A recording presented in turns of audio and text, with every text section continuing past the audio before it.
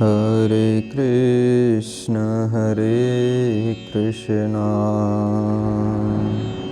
कृष्ण कृष्ण हरे हरे, हरे राम राम राम हरे हरे, हरे कृष्ण कृष्ण कृष्ण हरे हरे, हरे राम राम राम हरे हरे। ॐ अज्ञानतिमिरान्धस्य ज्ञानाञ्जनशलाकया चक्षुर्न्मीलितं येन तस्मै श्रीगुरुवे नमः। ॐ वक्रतुण्डमहाकाय सूर्यकोटिसमप्रभ निर्विघ्नं कुरु मे देव सर्वकार्येषु सर्वदा। विघ्नेश्वराय वरदाय सुरप्रियाय लम्बोदराय सकलाय जगद्धिताय नागाननाय श्रुतियज्ञविभूषिताय गौरीसुताय गणनाथाय नमो नमस्ते। देवी सरस्वती महाभागे विद्ये कमललोचने विद्यारूपे विशालाक्षि विद्यां देहि नमोस्तुते। ॐ कृष्णाय वासुदेवाय हरये परमात्मने प्रणतक्लेशनाशाय गोविन्दाय नमो नमः। सच्चिदानन्दरूपाय विश्वोत्पत्त्यादिहेतवे तापत्रयविनाशाय श्रीकृष्णाय वयं नमः। कस्तूरितिलकं ललाटपट्टले वक्षस्थले कौस्तुभं नासाग्रे वरमौक्तिकं करतले वेणुकरे कङ्कणं सर्वाङ्गे हरिचन्दनं सुललितं कण्ठे च मुक्तावली गोपस्त्रीपरिवेष्टिते विद्यते गोपालचूडामणि। मूकं करोति वाचालं पङ्गुं लङ्घयते गिरिं यत्कृपातमः वन्दे परमानन्दमाधवम्। ईश्वरः परमः कृष्णः सच्चिदानन्दविग्रहः अनादिरादिर्गोविन्दः सर्वकारणकारणम्। ॐ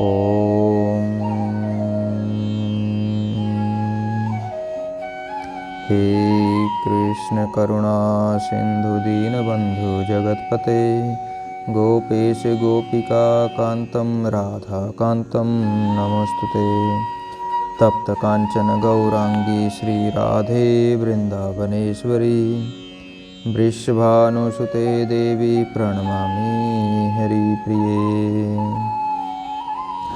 लोकाभिरामं रणरङ्गधीरं राजीवनेत्रं रघुवंशनाथं कारुण्यरूपं करुणाकरं तं श्रीरामचन्द्रं शरणं प्रपद्ये। अतुलितबलधामं हेमशैलाभदेहं दनुजवनकृशानुं ज्ञानिनाम् अग्रगण्यं सकलगुणनिधानं वानराणामधीशं रघुपतिं प्रियभक्तं वातजातं नमामि।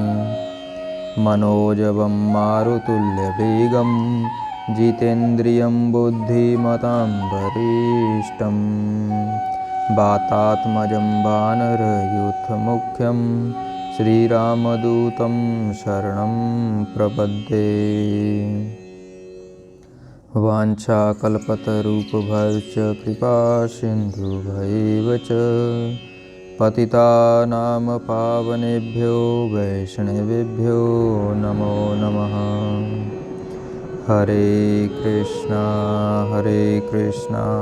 कृष्णा कृष्णा हरे हरे, हरे राम राम राम हरे हरे।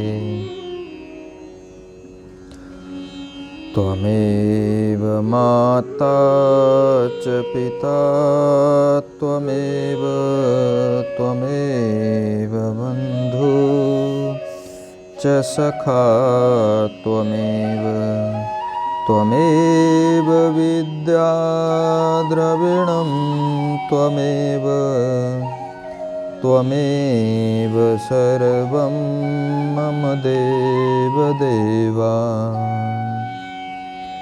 चिन्तामणि प्रक्रंसदसु कल्पवृक्ष लक्षावृतेषु सुरभिर्भिपालयन्तं लक्ष्मीसहस्रशतसहस्रब्रह्मसेव्यमानं गोविन्दमादिपुरुषं तमहं भजामि। गोलोकधामाधिपतिं परेशं परात्परं त्वं शरणं व्रजाम्यहम्। प्राणी मात्र के हृदय में विराजमान श्री प्रिया प्रीतम ठाकुर जी को मेरा बारंबार प्रणाम है। आज हम महर्षि गर्गाचार्य द्वारा रचित श्री गर्ग संहिता के गोलोक खंड के अंतर्गत 14वें अध्याय में प्रवेश करेंगे, जिसमें हम आज श्रवण और चर्चा करेंगे सकट भंजन, उत्कच और तृणावतार उद्धार दोनों के पूर्व जन्मों का वर्णन। श्री गर्ग जी ने कहा, सौनक, इस प्रकार मैंने भगवान श्री कृष्ण के सर्वोत्कृष्ट दिव्य चरित्र का वर्णन किया। जो मनुष्य भक्ति पूर्वक इसका श्रवण करता है वह कृतार्थ है। उसे परम पुरुषार्थ प्राप्त हो गया, इसमें संशय नहीं। श्री शौनक जी बोले, मुने, भगवान श्री कृष्ण का मंगलमय चरित्र अमृत रस से तैयार की हुई परम मधुर खांड है। इसे साक्षात आपके मुख से सुनकर हम कृतार्थ हो गए। तपोधन संतों में श्रेष्ठ राजा बहुलास्व भगवान श्री कृष्ण के परम भक्त थे। उनके मन में सदा शांति बनी रहती थी। इसके बाद उन्होंने मुनिवर नारद जी से कौन सी बात पूछी, यह मुझे बताने की कृपा कीजिए। श्री गर्ग जी ने कहा, सौनक, तदंतर मिथिला के महाराजा बहुलास्व ने हर्ष से प्रफुल्ल और प्रेम से विहिल हो गए और उन धर्मात्मा नरेश ने परिपूर्णतम भगवान श्री कृष्ण का चिंतन करते हुए नारद जी से कहा। राजा बहुलास्व ने बोला, मुने, आपने भूरी भूरी पुण्य कर्म किए हैं। आपके संपर्क से मैं धन्य और कृतार्थ हो गया, क्योंकि भगवान के भक्तों का संग दुर्लभ और दुस्साध्य है। मुने, अद्भुत भक्त वत्सल साक्षात भगवान श्री कृष्ण ने बाल्यावस्था में आगे चलकर कौन सी विचित्र लीला की, यह मुझे बताइए। श्री नारद जी कहते हैं, राजन, तुम श्री कृष्ण सम्मत धर्म के पालक हो। तुमने बहुत उत्तम प्रश्न किया है। निश्चय ही संत पुरुषों का संग सबके कल्याण का विस्तार करने वाला होता है। एक दिन जब भगवान श्री कृष्ण के जन्म का नक्षत्र प्राप्त हुआ था, नंदरानी श्री यशोदा जी ने गोप और गोपियों को अपने यहाँ बुलाकर ब्राह्मणों के बताए अनुसार मंगल विधान संपन्न किया। उस समय श्याम सलोने बालक श्री कृष्ण को लाल रंग का वस्त्र पहनाया गया। अंगों को स्वर्णमय भूषणों से भूषित किया गया। उन्हें गोद में लेकर मैया ने उनके विकसित कमल सदृश कमलीय नेत्रों में काजल लगाया और गले में बंधन खायुक्त चंद्रहार धारण कराया तथा देवताओं को नमस्कार करके ब्राह्मणों के लिए उत्तम धन का दान दिया। तदंतर गोपी यशोदा जी ने शीघ्र ही अपने लाला को पालने पर लिटा दिया और मंगल दिवस पर गोपियों में से प्रत्येक का अलग अलग स्वागत किया। उस मंगल भवन में उस दिन बहुत से गोपों का आना जाना लगा रहा, अतः उन्हीं के सत्कार में व्यस्त रहने के कारण वे अपने रोते हुए बालक का रुदन शब्द ना सुन सकी। उसी क्षण पापात्मा कंस का भेजा हुआ एक राक्षस आया। उसका नाम उत्कच था। वह वायुमय शरीर धारण किए रहता था। वह आकर छकड़े पर, जिस पर बड़े बड़े वजनदार दही दूध के मटके रखे जाते थे, बैठ गया और बालक के मस्तक पर उस शकट को उलटकर गिराने के प्रयास में लगा।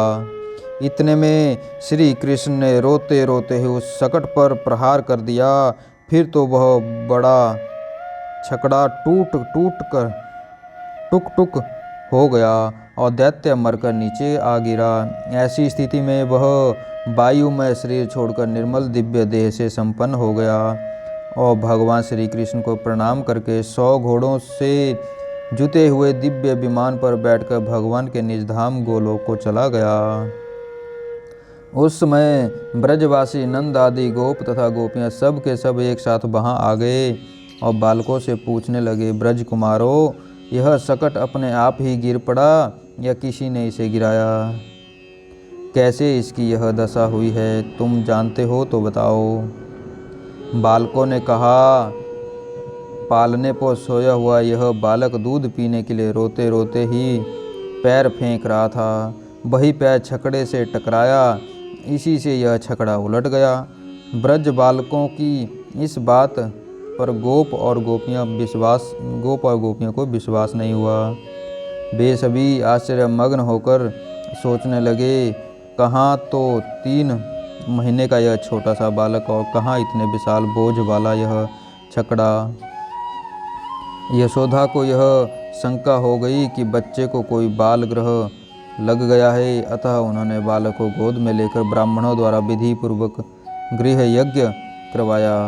उसमें उन्होंने ब्राह्मणों को धन आदि से पूर्णतया तृप्त कर दिया। श्री बहुलास्व ने पूछा, महामुने, इस उत्कच नामक के राक्षस ने पूर्व जन्म में कौन सा पुण्य कर्म किया था, जिसके फलस्वरूप भगवान श्री कृष्ण के चरण का स्पर्श पाकर वह तत्काल मोक्ष का भागी हो गया? श्री नारद जी ने कहा, मिथिलेश्वर, यह उत्कच पूर्व जन्म में हिरण्याक्ष का पुत्र था। एक दिन वह लोमेश जी के आश्रम पर गया और वहाँ उसने आश्रम के वृक्षों को चूर्ण कर दिया। स्थूल देह से युक्त महाबली उत्कच को खड़ा देख ब्राह्मण ऋषि ने रोष युक्त होकर उसे श्राप दे दिया, दुर्मते, तू देह रहित हो जा। उसी कर्म के परिपाक से उसका वह शरीर सर्प शरीर से केंचुली की भांति छूटकर गिर पड़ा। यह देख वह महान दानव मुनि के चरणों में गिर पड़ा और बोला। उत्कच ने कहा, मुने, आप कृपा के सागर हैं, मेरे ऊपर अनुग्रह कीजिए। भगवान, मैंने आपके प्रभावों को नहीं जाना, आप मेरी देह मुझे दे दीजिए।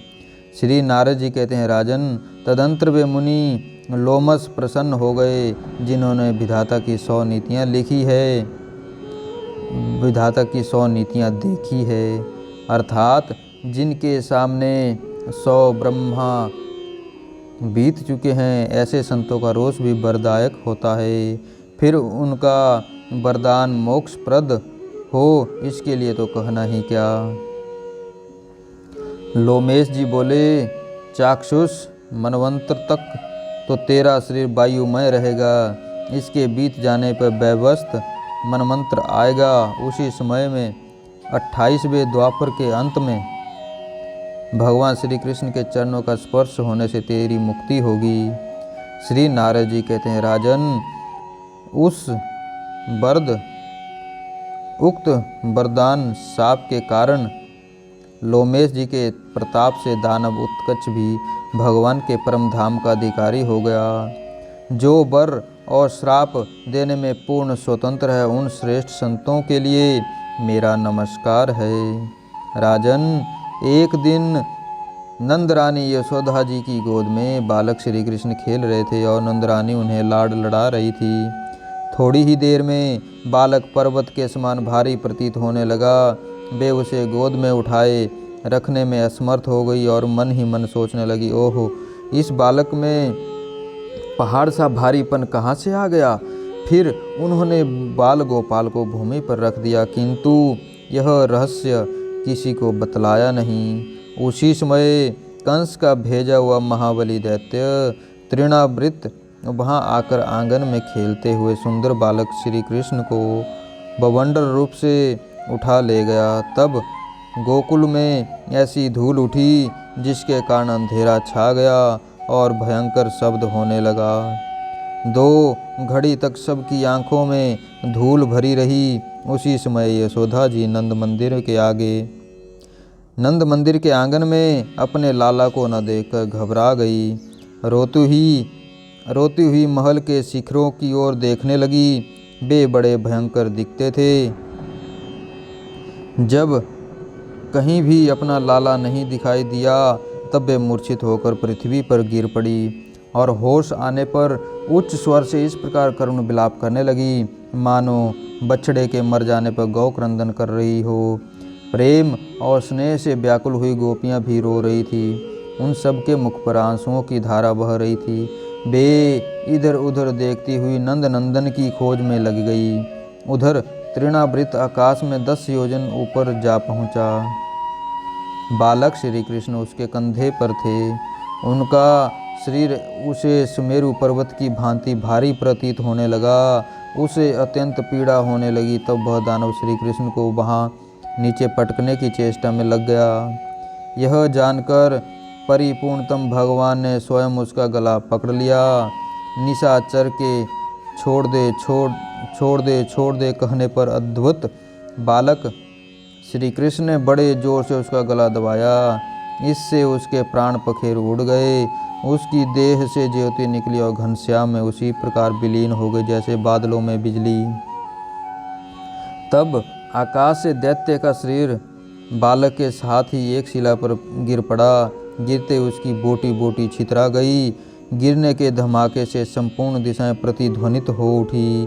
भूमंडल कांपने लगा। उस समय रोती हुई सब गोपियों ने राक्षस की पीठ पर चुपचाप बैठे बालक श्री कृष्ण को एक साथ ही देखा और दौड़कर उन्हें उठा लिया। फिर माता यशोदा को देखकर वे कहने लगी, गोपियाँ बोली, यशोदे, तुम में बालक के लालन पालन की रत्ती भर भी योग्यता नहीं है। कहने से तो तुम बुरा मान जाती हो, किंतु सच बात यह है कि कभी तुमसे दया देखी नहीं गई। भला कहो तो इस प्रकार अंधकार आ जाने पर कोई भी अपने बच्चे को गोद से अलग करता है। तू ऐसी निर्दयी है कि ऐसे महान भय के अवसर पर भी बालक को जमीन पर रख दिया।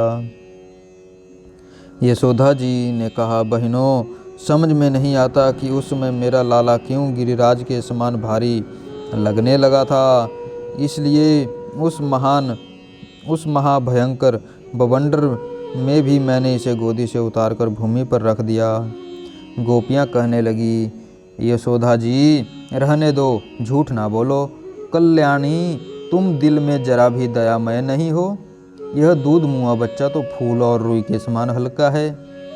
श्री नारद जी कहते हैं, राजन, श्री नारद जी कहते हैं, बालक श्री कृष्ण के घर आ जाने पर नंद आदि गोप और गोपियाँ सभी को बड़ा हर्ष हुआ। वे सब लोगों के साथ उसकी कुशल वार्ता करने लगे। यशोदा जी बालक श्री कृष्ण को उठा ले गई और बार बार स्तनय पिलाकर, मस्तक सूंघकर और आंचल से छाती में छिपाकर छो मोह के वशीभूत हो रोहिणी से कहने लगी। श्री यशोदा जी बोली, बहन, मुझे देव ने यह एक ही पुत्र दिया है। मेरे बहुत से पुत्र नहीं है। इस एक पुत्र पर भी क्षण भर में अनेक प्रकार के अरिष्ट आते रहते हैं। आज यह मौत के मुंह से बचा है। इससे अधिक उत्पात और क्या होगा। अतः अब मैं क्या करूं, कहाँ जाऊं तथा अब और कहाँ रहने की व्यवस्था करूं। धन, शरीर, मकान, अटारी और विविध प्रकार के रत्न, इन सब से बढ़कर मेरे लिए यह एक ही बात है कि मेरा यह बालक कुशल से रहे। यदि मेरा यह बच्चा अरिष्टों पर विजय हो जाए तो मैं भगवान श्री हरि की पूजा, दान एवं यज्ञ करूँगी, तड़ाग, बापी आदि का निर्माण करूँगी और सैकड़ों मंदिर बनवा दूँगी। प्रिय रोहिणी जैसे कंधे के लिए लाठी ही सहारा है, प्रिय रोहिणी जैसे अंधे के लिए, प्रिय रोहिणी जैसे अंधे के लिए लाठी ही सहारा है, उसी प्रकार मेरा सारा सुख इस बालक से ही है। अतः बहन, अब मैं अपने लाला को उस स्थान पर ले जाऊंगी जहाँ कोई भय ना हो। श्री नारद जी कहते हैं, राजन, उसी समय नंद मंदिर में बहुत से विद्वान ब्राह्मण पधारे और उत्तम आसन पर बैठे नंद और यशोदा जी ने उन सब का विधिवत पूजन किया। महाभाग ब्राह्मण बोले, ब्रजपति नंद जी तथा ब्रिजेश्वरी यशोधे, तुम चिंता मत करो, हम इस बालक की कवच आदि से रक्षा करेंगे जिससे यह दीर्घजीवी हो जाए। श्री नारद जी कहते, राजन, उन श्रेष्ठ ब्राह्मणों ने कुशाग्रो, नूतन पल्लवो, पवित्र कलशों, शुद्ध जल तथा ऋग यजु एवं साम वेद के स्तोत्रों और उन उत्तम स्वस्ति वाचन आदि के द्वारा विविध विधि विधान से यज्ञ करवाकर अग्नि की पूजा करवाई। तब उन्होंने बालक श्री कृष्ण की विधिवत रक्षा की। रक्षार्थ निमांकित कवच पड़ा। ब्राह्मणों ने कहा, भगवान दामोदर तुम्हारे चरणों की रक्षा करे। विरिष्ट श्रवा घुटनों की, श्री विष्णु जांघों की और स्वयं परिपूर्णतम भगवान श्री कृष्ण तुम्हारी नाभि की रक्षा करे। भगवान राधा वल्लभ तुम्हारे कटी भाग की तथा पीताम्बरधारी तुम्हारे उदर की रक्षा करे। भगवान पद्मनाभ हृदय की, गोवर्धनधारी बाहों की, मथुराधीश्वर मुख की एवं द्वारकानाथ सिर की रक्षा करे। असुरों का संहार करने वाले भगवान पीठ की रक्षा करे और साक्षात भगवान गोविंद सब ओर से तुम्हारी रक्षा करे। 3 श्लोक वाले इस स्तोत्र का जो मनुष्य निरंतर पाठ करेगा उसे परम सुख की प्राप्ति होगी और उसे कहीं भी भय का सामना नहीं करना पड़ेगा। श्री नारद जी कहते हैं, तदंतर नंद जी ने उन ब्राह्मणों को 1 लाख गायें, 10 लाख स्वर्ण मुद्राएं एवं 1000 नूतन रत्न और 1 लाख बढ़िया वस्त्र दिए। उन श्रेष्ठ ब्राह्मणों के चले जाने पर नंद जी ने गोपों को बुलाकर भोजन कराया और मनोहर वस्त्राभूषणों से उन सबका सत्कार किया। श्री बहुलास्व ने पूछा, मुने, यह तृणावृत पहले जन्म में कौन सा पुण्य कर्मा मनुष्य था जो साक्षात परिपूर्णतम भगवान श्री कृष्ण में लीन हो गया?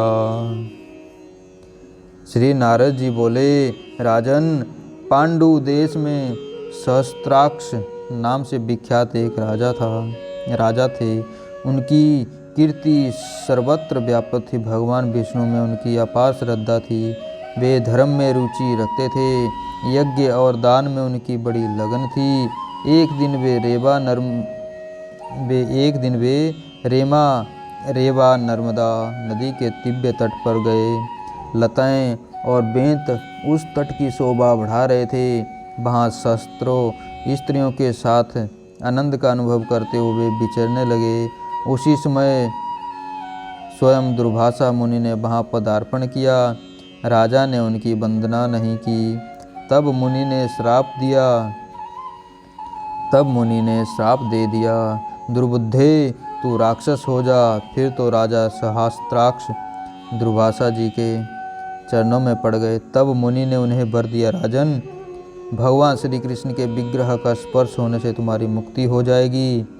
नारद जी कहते हैं, राजन, वे ही राजा सहस्त्राक्ष दुर्वासा जी के शाप से भूमंडल पर तृणावृत नामक दैत्य हुए थे। भगवान श्री कृष्ण के दिव्य श्री विग्रह का स्पर्श होने से उनको सर्वोत्तम मोक्ष गोलोक धाम प्राप्त हो गया।